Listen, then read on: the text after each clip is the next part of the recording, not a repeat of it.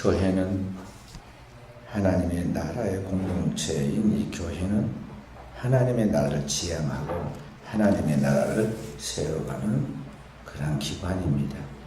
그래서 우리 성도들은 이 땅에 살아가면서 주님이 부르시는 그 하나님의 나라, 우리 모든 사람들에게 하나님의 나라로 주님께서 부르시죠. 수고하고 무거운 짐진 자는 다 그리스도 예수께로 오게 하여 그 영원한 하나님 나라로 오도록 부르시는데, 바로 그 하나님의 나라를 우리가 맛보고 체험해서 그 하나님의 나라의 영광을 드러내도록 하겠습니다. 어떻게 우리가 그 하나님의 나라를 세상에 보여주고 우리가 그 은혜를 맛보느냐? 교회를 통해서. 우리는 교회를 통해서 그 하나님의 나라를 경험하고 은혜를 맛보고 세상에 바로 그 교회를 통해서 하나님의 나라를 보여줘야 하는 것입니다. 주님이 천하 만민을 부르시며 회개하라 천국에 가까우니라고 말씀하셨을 때 어떻게 이 세상 사람들이 하나님 나라를 볼 수가 있느냐? 교회를 통해서 이 하나님의 나라를 보고 체험할 수가 있다는 것이죠. 그래서 오늘 우리는 이 세상에 하나님 나라를 지향하고 하나님의 나라를 우리가 맛본 자로서 그 세상에 하나님 나라를 보여줘야 하는데, 그렇도록 하기 위해서는 우리는 우리의 삶 속에서 하나님께서 우리를 교회를 어떻게 이끌어가는 걸 보아야 합니다. 보여줘야 돼요. 그러니까 이 교회는 하늘에 있는 천사들을 이 땅에 이끌고 나와서 거기에 구경시켜주는 그러한 하늘나라의 그런 천사들의 모임이거나, 완전히 세상에서는 이제 다른 종류의, 질적으로 다른 종류의 성인이나 의인이나 신성 같은 사람들이 모여 있는 곳이 아니라, 이 교회는 이 세상 사람과 똑같은, 어쩜 세상 사람들보다 더 약한, 부족한, 더 가난하고 약하고 소외되고 작은 자들, 약점과 허물이 많은 사람들인데, 문제는 그런 공동체에서 오늘 우리가 살아가는 모습을 볼 때 서로 사랑하고 받아주고, 또 그런 가운데서 그 공동체를 섬겨가는 모습을 볼 때 세상 사람들이 천국은 저런 것이려니, 하나님의 나라는 바로 이런 것이라고 보여줄 수 있도록, 느껴줄 수 있도록 해야 한다는 것이죠. 그렇게 우리가 이제 이와 같이 이 교회를 통해서 하나님의 나라를 세워갈 때, 그 하나님의 나라를 맛보고 체험시키고 그것을 보여주면서 나아가게 될 때, 실제적으로 하나님의 나라가 위로부터 성령으로 우리에게 침투해서 내려오는 것입니다. 다시 말해서 주님이 우리에게 천국은 침노한 자가 받는다는데, 그 천국을 우리가 침노하는 것만이 아니라 하나님의 나라가 우리 세계 속으로 개입하셔서 우리의 삶의 현장에서 침노하고 우리 가운데 역사에서 여기에 하나님의 나라가 이루어진다는 거죠. 그리고 우리가 주기도문에서 습관적으로 나라에 임하오시며 그렇게 기도하잖아요. 주기도문. 하늘에 계신 우리 아버지 이름이 거룩히 여김을 받으시며 아버지의 나라가 임하오시며 할 때, 그 하나님의 나라가 임한다는 건 단지 어떤 그냥 관념이나 상상 속에서 하나님 나라가 임하는 게 아니라, 확실하게 우리의 삶의 현재, 교회를 통해서 우리의 삶을 통해서 이 하나님의 나라가 우리 가운데 역사하고 있음을 우리가 체험하고 사람들 가운데 보여줌으로 세상 사람들이 그걸 느끼고 알 수 있게 해야 한다는 것이죠. 사람들이 예수님께 와서 천국이 어느 때나 임하겠나이까 하고 물었을 때, 주님께서 천국이 여기 있다 저기 있다 모두 너희 가운데 있느니라고 말씀하였고, 또 만약에 내가 성령으로 말미암아 귀신을 쫓아내고 병든 자 낫는 이 역사 일어나는 것이 오늘의 현실이라면 바로 이미 하나님의 나라가 여기에 임하였다고 말하고 있어요. 그리고 오늘의 삶 속에 우리가 신앙생활을 하는 이것이 진짜고 신실하고 그 가운데 하나님의 성령이 역사하는 실제적인 이 세계라면, 이 세계에 이미 하나님 나라가 임하였고, 이런 세계를 바라보면서 이 세상 사람들이 천국은 저러한 것이려니 하고 그것을 보고 깨달을 수가 있다는 것이죠. 그래서 한마디로 오늘 우리의 교회는 하나님의 성령이 지배하는 성령 안에 있는 교회가 되어야 돼요. 성령의 능력에 사로잡혀 있는 성령의 교회가 되어야 한다는 것이죠. 오늘 눈에 보이는 이 유형의 교회, 비지불 처치는 눈에 보이지 않는 인비지블 처치, 무형의 교회로 나아가게 되는데, 오늘 우리 눈에 보이는 교회 안에 이 무형의 교회가 함께 있어요. 이미 임하여 있다는 것이죠. 그것이 실제하고 그것이 체험되하고 우리가 그것을 맛보면서 내가 맛보니 이러하더라 그렇게 말해줘야 하고, 세상 사람들도 그 은혜 안에 들어와서 그 은혜를 맛보려고, 안식하려고, 그 속에서 자유하려고, 그 속에서 진정 구원을 경험하려고 모여들게 만들어야 한다는 것이죠. 이것이 진정한 교회예요. 자, 그렇게 오늘 우리가 이런 교회 공동체를 하나님이 역사하시고 보여주시는 성령의 능력 안에 사로잡혀 있는 참 교회가 되도록 하기 위해서는 이 교회를 잘 우리가 만들어가야 하고 유지해가야 하는데, 그 성도들이 성도를 만들어가는 교회를 만들어가는 가장 큰 특징이 뭐냐 하면은, 오늘 성도들이 성령으로 세례받아서 거듭난 새로운 입술, 깨끗한 입술로 말하는 것부터 시작해야 한다는 것입니다. 깨끗한 입술. 스바냐 3장 9절에는 하나님께서 그날에 너희에게 깨끗한 입술을 주실 거라고 그랬어요. 오늘 우리는 입술만 깨끗이 이렇게 르지치를 갖고 다니면 그게 다인가요? 남자들은 여기 립크림 잘 발라갖고 반짝반짝하면 그게 다 되는 건가요? 성경이 말하는 깨끗한 입술은 성령으로 말미암아, 이사야서 6장에 이사야 선지자가 하나님의 보좌에서 흘러나온 찬양 소리와 하나님 보좌에 가득한 옷자락을 바라보면서 자기의 부정함을 고백하고 애통할 때, 제단에 핀 수술 천사들이 하나님 보좌에서 하나님을 모시는 스랍 천사가 그 핀 수술을 하나 집어다 그 입에다 대면서 이것이 내게 다 쓰여 내가 깨끗해졌고 하고 말할 때 그가 깨끗한 입술을 가지고 복음을 전한 것 같이, 오늘 우리가 하나님의 교회를 통해서 하나님의 제단에서 역사하신 성령으로 말미암아 물과 성령으로 거듭나는 체험의 역사가 있어야 하는데, 그 체험남의 역사가 우리의 입술에도 나타나서 우리의 마음에 있는 가득한 것이 입술로 나타날 때 깨끗한 입술이 되도록, 복음이 전해지도록 오늘 우리의 입술을 정화시켜야 한다는 것입니다. 할렐루야.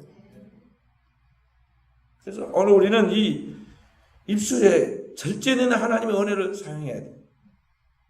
성령 안에서 절제된 은혜를 사용해야 한다는 거죠. 우리가 잘 아는 세계적 물리학자인 아인슈타인이 어느 날 제자들로부터 질문을 받았습니다. 교수님은 어떻게 그렇게 훌륭한 학자가 될 수 있었습니까? 부러워가지고 그렇게 물으니까 아인슈타인이 물리학자니까 칠판에다 쫙 썼습니다. S는 X, Y, Z, X 플러스 Y 플러스 Z. 야, 뭔가 심오한 지금 뭔가 그 속에도 또 물리적인 뭐가 들었는가 보다 했더니 그것이 아니고 그냥 물리학자니 그렇게 설명을 했어요. S는 여러분 잘한 대로 석세스, 성공을 뜻합니다. 성공하려면 세 가지가 필요한데 세 가지는 첫째 X입니다. X는 뭐냐 하면은 말을 많이 하지 말라 하는 거죠. 말을 많이 하지. 말이 많으면 허물으면 어려웠고, 말을 많이 하다 보면 남을 참수하고 비난할 말들이 많기 때문에 말을 많이 하지 않아야 한다. 그럼 와인은 무엇입니까? 와인은 현재를 즐겨라. 현재를 즐겨라. 사람들은 어리석게도 과거를 후회하고 미래에 오지 않는 미래를 바라보면서 뭐 엉뚱한 꿈을 꾸지만은 내게 주어진 시간은 오늘이라는 시간뿐이니까 현재의 시간을 잘 보내야 하는데, 현재의 시간을 너는 즐겨야 한다. 그러면 Z는 무엇입니까? Z는 한가한 시간을 가져라. 안식을 가져라 하는 말이다. 맨날 일만 하고 그렇게 하는 게 아니고 일할 때 일하고 쉴 때 쉬어라. 창조의 섭리에 따라서 안식하라는 거죠.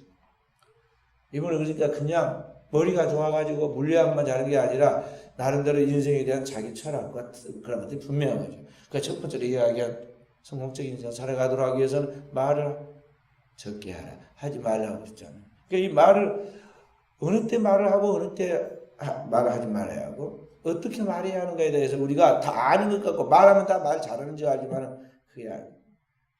그럼 어떤 말들을 해야 하느냐? 오늘 현대인들은 너무 거짓말을 많이 해요. 1분 동안에 몇 번 거짓말 한다고. 그러니까 오늘 우리가 이 말들 할 때 현대인들은 머리가 영리하고 영악해가지고 자꾸만 그걸 말을 하는데, 이 말들이 뭐냐면은 사람의 눈치를 보고 사람의 비유를 맞추고 그렇게 하면서 그것을 만들어내는 말을 하는데, 그게 뭐냐, 합리화하는 말이에요. 인간적 이성을 따라서 사람들에게 그 상황에 맞게 적절히 말해서 위기를 넘기려고 하는 거죠. 이 말은 거짓된 말이고 진실한 말이 아니기 때문에 절대 하나님의 성령의 역사가 나타날 수가 없어요. 합리화하는 말. 자, 열왕기, 사무엘하 1장 한번 보십시다. 사무엘하.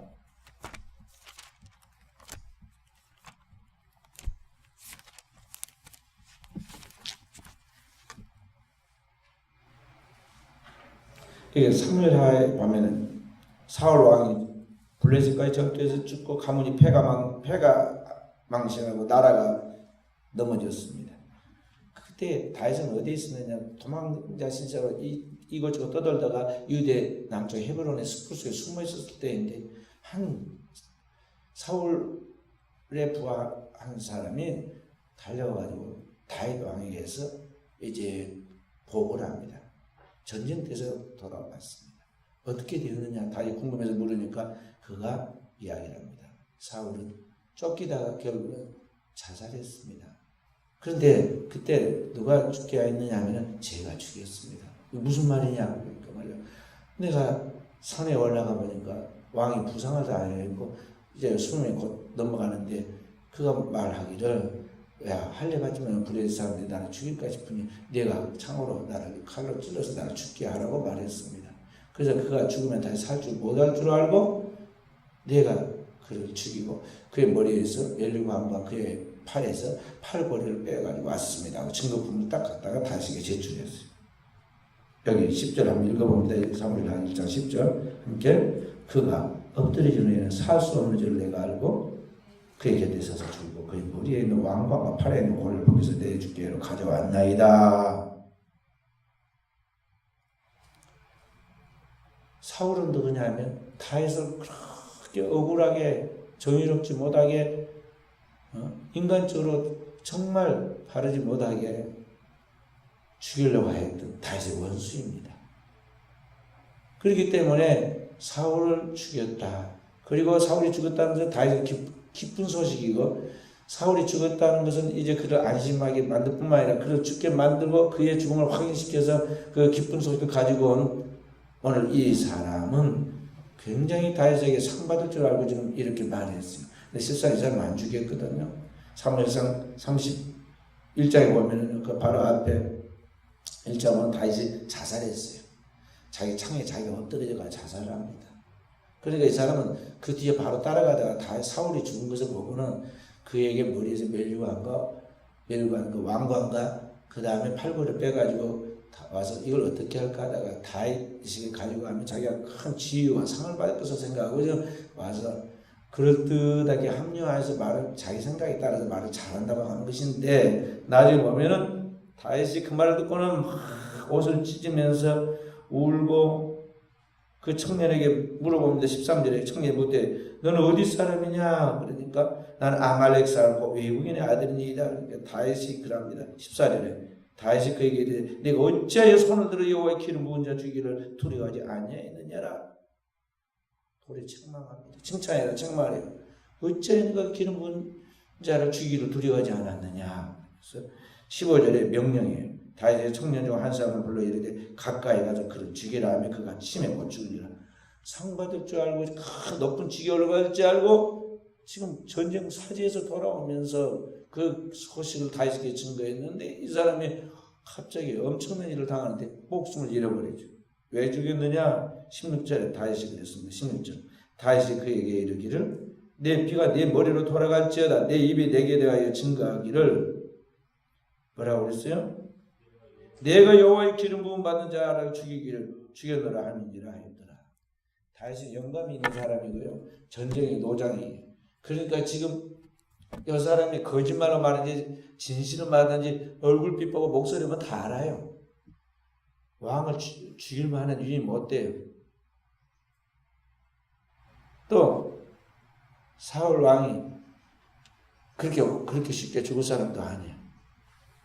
근데 다 사람들이 들은 앞에서 자기가 죽였다고 그랬는데 만약 그거 안 죽인 것이 뻔한데 나중에 시신에서 그 가져온 것이 뻔히 다시 알고는 느끼는데 만약 그를 죽이지 않고 놔두면 다른 사람들 볼 때 기름 부은 자를 죽여도 되는구나 그 잘못된 생각을 인식할 수 있기 때문에 내가 말한 대로 내가 죽어야 한다. 네가 기름 부은 자를 쳐서 죽게 했다고 그랬으니까 너는 죽어야 한다 하면서 그를 죽이죠. 합리화하고 남을 속여서 자기의 이득을 취하려고 하는 그런 말들은 깨끗한 말이 아니에요. 그렇기 때문에 결국 그를 버리죠. 거짓된 말, 깨끗이 하는 말, 올바르지 않은 말은 성령으로 거듭난 사람의 말이 아니에요. 성령으로 거듭난 사람은 결국 그런 말을 해서는 안 돼요. 또 사무엘 상을 쭉 읽어보면요. 그 사무엘상을 보면은 거기에 그런 이야기가 나옵니다. 하나님이 사울 왕에게 아말렉을 쳐서 멸하라 그랬는데 사울 왕이 전쟁터에 가가지고 한 사람도 다치거나 죽지 않고 대승을 하였는데 그때 전쟁에 쉽게 하나님의 도우심을 받고 대승을 하였을 때 백성들이 장군들이 요청을 하기를 이 땅에 기름지고 튼튼한 사람들 또 양과 소와 이런 짐승들은 가져가서 하나님께 헌금하고 우리가 이렇게 특별하게 이 노예물을 가져가도록 하십시다 하고 이야기했어요. 백성들의 요청이 하도 강하니까 사울이 백성들의 말을 거절하지 못하고 사람을 기쁘게 하려고 하나님의 말씀을 불순종합니다. 그리고 돌아와서 사무엘 앞에서 거짓말을 하기 시작하죠. 거짓말. 그래서 사무엘은 영적인 사람이고 기도하는 사람이니까 그 말이 속지 않아요. 왕에게 이야기하죠. 내 귀에 들리는 이 소리, 지금 소리가 들려서 말하는 거예요. 영적으로 좀 듣고 있다는 거죠. 소리는 무엇입니까? 저 사람들 그리고 저 짐승 떼의 소리는 무슨 소리입니까? 어찌하여 왕이 여호와의 목소리를 청종하지 아니하고 이 육신에 들리는 소리가 아니라 하나님이 영적으로 그에게 말씀하시는 말씀을 왜 청종하지 아니하고 하나님 말씀을 버리고 그리고 백성들의 말을 들었습니까? 그래서 하나님의 말씀을 순종하지 않는 것은 사신 우상에게 절하는 죄와 같고 완고한 것은 또 우상에게 절하는 죄와 같고 점치는 죄와 사술의 죄와 같습니다 하고 이야기하면서 당신이 하나님의 말씀을 버렸으므로 하나님의 왕을 버려 왕이 되지 못하게 하셨나이다 하고 사무엘상 15장 거기에 19절부터 23절까지 말씀에 그렇게 말씀하죠. 그리고 실제로 사울 왕이 그 영권이 끊기고 하나님으로부터 그 축복받는 그 흐름이 끊겨요. 그래서 나중에 이렇게 멸망을 하여서 비참해서 블레셋 전쟁에서 멸망하게 된 거거든요. 거기 보면 여기 사울도 진실이 아니에요. 거짓말하고 사람을 속이면 그걸 다 해결되는 줄 알고 선지자 사무엘을 단지 인간 사람으로 생각하고 나이 많은 노인으로서 내가 말하면 넘어갈 것이다 그 생각하고 속였단 말이죠.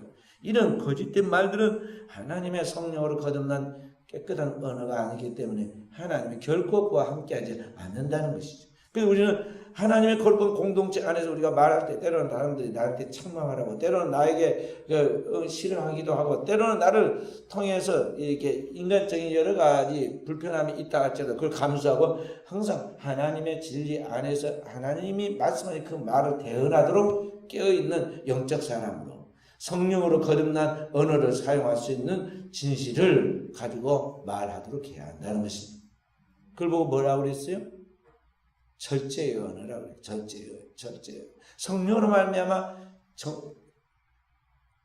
농축되고 성령으로 말미암아 거듭나서 정화되고 정제된 깨끗하게 이렇게 걸러진 그런 언어를 사용하라는 거죠. 그러려면 늘 말씀을 보고 늘 그 말씀을 되시면 기도해서 말씀이 자연스럽게 내 안에서부터 밖으로 흘러나오게 해야 돼요.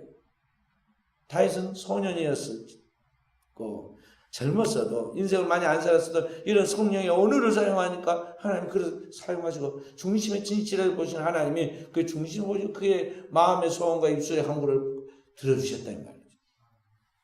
시편 24편 한번 읽어보십시다. 다윗의 시입니다.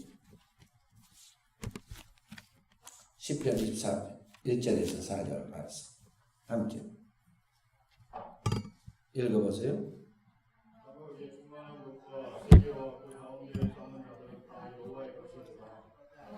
여호와께서 그들을 바다 위에 세우시며 강들 위에 건설하셨도다. 여호와의 산에 오를 자가 누구며 그의 거룩한 곳에 설 자가 누구인가? 곧 손이 깨끗하며 마음이 청결하며 뜻을 허탄한 데 두지 아니하며 거짓 맹세하지 아니하는 자로다.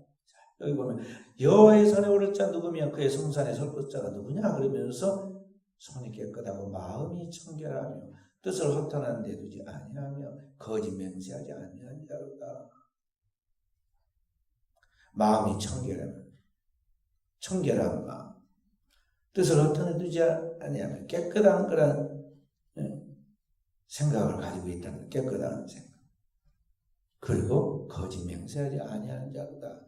자기 이익과 유익을 위해서 말을 합리화하고 바꿔가지고 그런 말을 함부로 하지 않는 사람이라는 거죠. 성령을 거듭나지 못하니까. 시몬 베드로 같은 경우에도 십자가 앞에 서 있는 주님을 정말 입술로 권면하고 격려하고 내 입술로 증언해서 예수님을 위기에서 이게 도우려고 하는 것이 아니라 자기가 살라고 나는 그를 모른다고 거짓 맹세하고 그 빠져나오는 장면들이 나오죠. 거짓 맹세하기. 요새 보면 법정에서도 그러고 뭐 검찰 조사할 때도 그러고 크리스찬들이 답답한 게 뭐냐면 내가 하나님을 믿는 사람인데 나는 진짜 사람들 가운데 있을 때 내가 목사라는 얘기를 거의 안 합니다. 안 해도 나중에 알게 될 건데 말이죠. 그걸 내세워가지고 도리어 이상한 오해를 가져올까 싶어가지고요.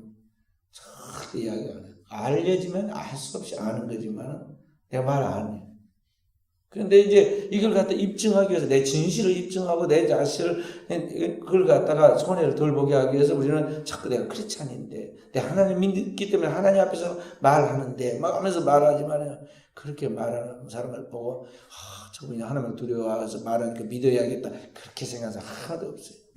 하나님을 이용한다고 생각하고 인간은 다 똑같은데 그렇게 생각해요. 그렇기 때문에 우리는 항상 이 생각부터 시작해서 그 모든 생각과 그런 것들이 성령을 통해서 하나님의 진리의 말씀을 통해 걸러지도록 통과되도록 해야 했고 그것이 마지막 결정적으로 나오는 언어가 성령의 언어가 되도록 절제된 언어가 되도록 우리는 철저하게 우리 자신을 무장시켜 나가야 돼요. 자, 하나님의 말씀 마태복음 10장 19절 말씀 보십시다. 성령에 사로잡힌 사람이 어떻게 말하게 되는가 하는 것이죠. 10장 19절.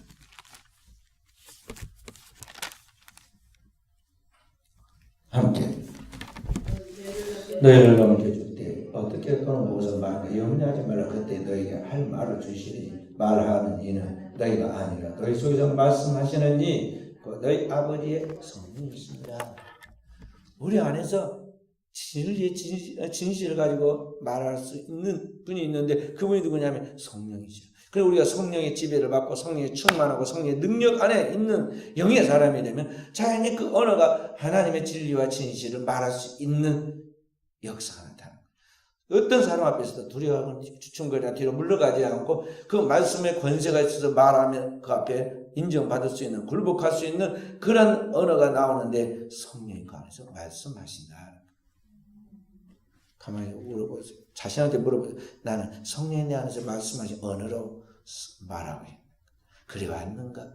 아니면 내가 살기 위해서 내가 꿈이라는 말을 했는데 집에 가서 가만히 생각하니까 부끄럽고 진짜 내가 이 정도밖에 안 되나 자격지심이 들고 말이죠. 좀 수치스럽다. 내가 성도인데 집사인데 교회 목사인데 내가 꼭 그렇게까지 해야 하나? 그런 느낌들 그런 생각들 가져본 적 없나요? 우리 입술들이 얼마나 그 좋은 입술로 인간만 말할 수 있는 인간만 생각하고 말할 수 있는 유일한 존재 이 우주 삼라만상의 이 모든 피조물 중에서 인간만 말을 한다고요. 인간만 말은 그 말을 가지고 진리의 진실을 말하기도 부족한데 우리 입술로 우리가 얼마나 헛되고 헛된 것을 말하고 있느냐 하는 것입니다.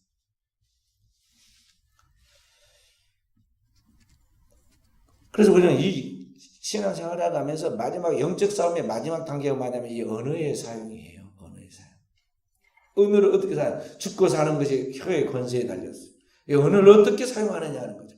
이 싸움이요. 마귀는 어떻게든지 언어를 자기를 닮아서 하늘을 향하여 원망하고 참소하고 사람들에게 참소하고 원망하고 불평해가지고 그 공동체를 깨뜨리게 할 것이냐. 사단은 그 장난을 하고 우리는 어떻게든지 하늘에 속한 하나님 백성으로서 하나님의 언어를 가지고 우리가 세상에 그 하나님의 말씀을 대언하는 새 방언으로 말하고 새로운 언어로 복음을 전하고 새로운 언어로 생명을 살릴 것인가. 이 둘 중에 하나를 우리가 지금 선택해야만 하는 영적 싸움을 보이지 않는 마귀와 하고 있다는 거죠. 깨어있지 않으면 그래서 누가 진실, 성령 안에서의 그 진리의 진실을 가지고 하나님의 언어를 말할 수 있을까요? 하나님의 말씀을 대언하는 새 방언으로, 새 예언으로 하나님의 말씀을 세상에 전할 수 있을까요? 그러니까 은혜의 사람이 아니면, 영적인 사람이 아니면, 기도하는 사람이 아니면, 하나님의 말씀으로 무장된 사람이 아니면 100% 거짓말하게 되었어요. 왜 그럴까요? 너희 속에서 역사는 너희 아비 마귀가 처음부터 그는 거짓말한 자라고. 요한복음 8장 44절에 그는 살인하는 자의 처음부터 거짓말하는 자라고. 거짓의 아비가 됩니다. 그것이 우리 속에 들어가서 들락날락 한다니까요. 뱀이 슬그머니 들어와가지고 거기서 자리를 잡듯이 오늘 우리 속에 들어와서 역사를 해요. 처음에는 하나, 나중에 두, 나중에 일곱, 나중에 군대가 들어오죠. 그래서 일곱 귀신이 들기도 하고 군대 귀신이 들어오기도 하고 그러니까 이게 하나님의 십자가의 원수가 되고 하나님의 영광을 가로막는 배나더 지옥 자식 만들고 마는 그런 장군이 된다는 거죠. 누가 그러냐? 2000년 전에 유대인들이 그냥 외식하는 서인과 바리새인들로서 천국문을 가로막았듯이 오늘의 2000년이 지난 우리 예수를 믿고 하는 오늘 우리가 그렇게 될 수 있다는 떨림을 가지고 항상 하나님 앞에서 깨어있지 않으면 안 되는 거예요. 왜 우리가 교회로 나와야 되냐? 왜 기도해야 하느냐? 왜 반복해서 하나님 앞에 예배의 성공자 되어야 하느냐? 내가 그렇게 내 자산 쳐서 복종시키지 않으면 우리는 언제든지 넘어지고 언제든지 마귀 앞잡이가 돼서 그리스도의 십자가의 원수가 될 수 있기 때문에 그러하다는 거예요. 할렐루야. 이번 한 주 동안에는 성령 강림을 앞두고 저와 여러분이 기도하십시다. 똑같아요. 저나 여러분이나 연약함이 다 똑같아요. 같이 기도하려고 애써야 돼요. 서로 거룩한 경주로 경주해야 돼요. 깨워주고 아주 달래주든지 사랑해주든지 어떤 방식으로든지 해가지고 기도하게 만들어야 돼요. 사람을 기쁘고 육체를 기쁘게 하려고 하지 말고 하나님을 기쁘시게 하면서 육이 영을 돕도록 자기를 쳐서 복종시켜라 하는 거죠. 제가 성도들 가정에 신방을 하면 즐겨받는 가정도 있죠. 마지못해 받는 가정도 있고 아예 거부하는 가정도 있어요. 근데 이게 왜 그러냐면 거부는 왜 하느냐면요. 자신 있는 게 아니에요. 그 속에서 악한 영이 그 집에 들어와서 어둠의 세력이 악한 영을 몰아낼까 싶어가지고 그에게 자꾸 인간적인 생각을 집어넣어가지고 합리화시켜요. 우리 집이 작다, 협소하다, 청소도 안 됐다, 부족하다, 뭐가 어쩐다, 창피하다 이런 생각 자꾸 준다고. 오늘 하지 말고 다음에 하자. 별 생각도 하자. 육의 생각을 쫓아가면 안 돼. 내 안에서 두 개의 항상 싸움이 전쟁터가 되어가지고 내가 전쟁터가 되어가지고 내 속에 싸운다고요. 선을 행하기 원하는 나에게 악이 함께하는 것이라다. 이 둘이 서로 싸우면 반드시 악이 이겨. 그래서 사도 바울도 오라 나는 공부한 사람이라고 했어요. 그런데 그 가운데 내가 몸부림을 치니까 내가 안 되는 그 부분은 도우시는 이가 있는데 성령이 우리의 연약함을 도와주시오. 오셔서 성령이 나의 이 육체의 연약함 알고 나는 하여금 육체를 쪄서 성령을 쫓아 나아가도록 그래서 영의 사람으로서 하나님의 말씀 쫓아가도록 성령이 나의 연약함을 도와주시오. 어느 때 도와주냐? 기도하는 것부터 도와주시오. 그래서 기도하려고 하면 기도할 수 있도록 성령이 능력을 주시고, 기도할 수 있는 한 말을 주시고, 기도할 때 실제로 나를 억압하고 있는 어둠의 세력을 다 벗겨주고, 나의 무지함을 벗겨주고, 나로 하여금 세상적으로 살아갔던 모든 죄악을 끊도록 하나님께서 역사해 주시는 거예요. 그것이 오늘 그리스도인의 영적 생활이거든요. 성령 강림 주일 행사, 주일 날만 그냥 예배대로 행사하는 것도 끝나서는 안 돼요. 성령에 사로잡히는 삶을 우리가 오늘날 반복해서 살아야 한다는 것이죠. 둘 중에 하나거든요. 성령의 지배를 받지 않으면 반대로 우리는 악령의 지배를 받게 되고 있어요. 낮에 속하지 않으면 밤에 속하게 된단 말이죠. 그래서 성령의 사람이 돼야 돼요. 낮에 속한 빛의 사자들로서 낮에 속한 영의 사람들이 되려면은 우리는 내 육체가 하나님의 내 영혼을 도와야 돼. 그러려면 하나님의 성령이 나를 도우셔야 하는데, 내가 나의 삶에 말씀을 붙들고 의지하는 그런 나의 의지가, 믿음과 의지가 내가 하나님을 몸부림을 치면요, 어느 단계에서 성령이 딱 내 안에 사로잡습니다. 이 두 개가 섞어 일어나야 돼요. 나는 그냥 될 대로 되라, 기도해봐야 무슨 필요가 있겠느냐. 나는 어차피 안 되는 사람이니까. 그렇게 생각을 하면서 그런 믿음을 갖고서 누워있고 TV나 보고 있는데 성령이 그 TV 보고 있는 뒤통수를 때려가지고 말이죠. 교회 가라니까. 그리고 성령이 말이에요. 그러면 안 가라고 다리를 끊고 막 덜덜덜덜 떨고 있는 그런 강제로 끌고 교회로 오네. 절대 그런 분이 아니시죠. 성령은 인격적 하나님이시다. 내게 머리에 그에 대한 이해, 나중에 믿음을 주시고, 그 믿음을 가지고 오늘 내가 행동할 수 있는 나에게 의지를 주시고, 내가 거기에 하겠다고 입술을 고백하면서 표현하고 찬양하고 나아갈 때, 기도하고 나아갈 때 성령이 내 삶에 개입하셔서 나에게 은밀한 중에 도우시는 거예요.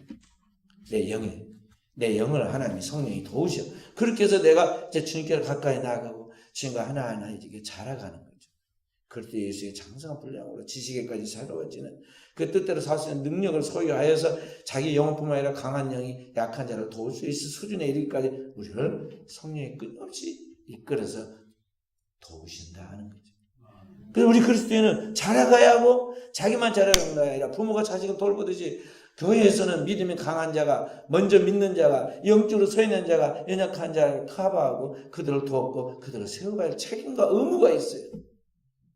사랑의 의무가 있다는 거죠. 왜냐하면 모든 사람이 똑같은 수준이 아니기 때문에 그런 것이죠. 절대 똑같지 않아요. 집에는 장자도 있고 사자도 있고 7번째, 8번째 막둥이도 있고 그러잖아요. 그러죠?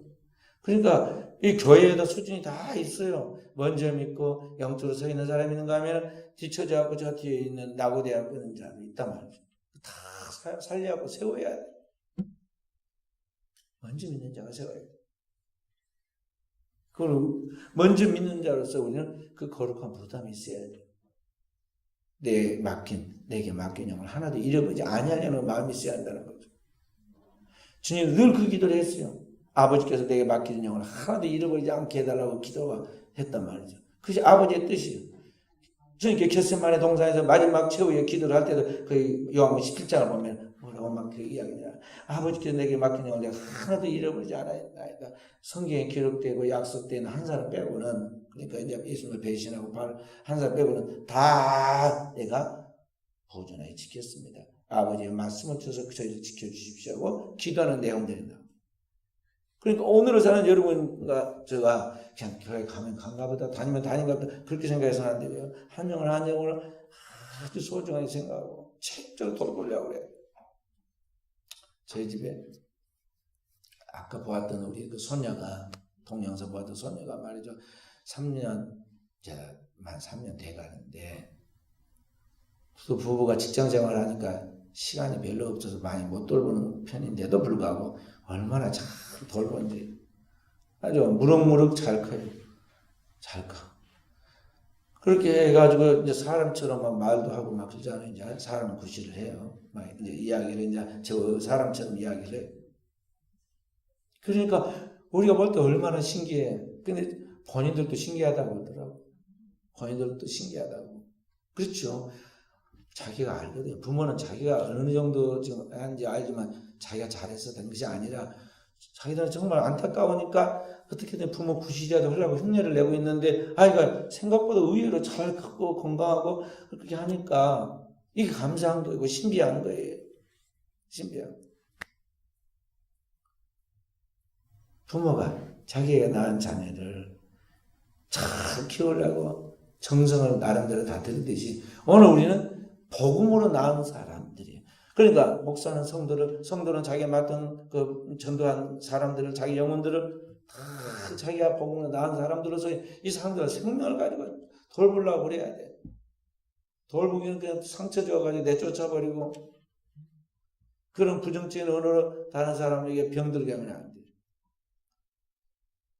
교회를 망하게 하는 사단의 역사는 언제나 우리의 생각을 통해 침투해가지고 우리 언어로 열매를 맺어서 사람을 망하게 하려고 하는데 거기에 우리가 꿰매 빠지지 않도록 분별력을 가져야 한다는 거죠. 그래서 영적인 수준에 딱 서 있는 사람은요, 같이 있는 공동체에서 흐름을 딱 볼 때 사람들의 그 흐름, 나중에 가서 언어를 보면요, 그 사람이 어떤 사람인지 알게 되고 그 사람의 영적 상태가 보인다고요. 아, 이게 위험하구나. 그러면 그런 믿음의 말로 바꾸고 그런 환경으로 바꿔가지고 진리 가운데 빨리 이끌어야 돼. 왜냐면 문제가 커지기 전에 그렇게 해야 한다는 거예요.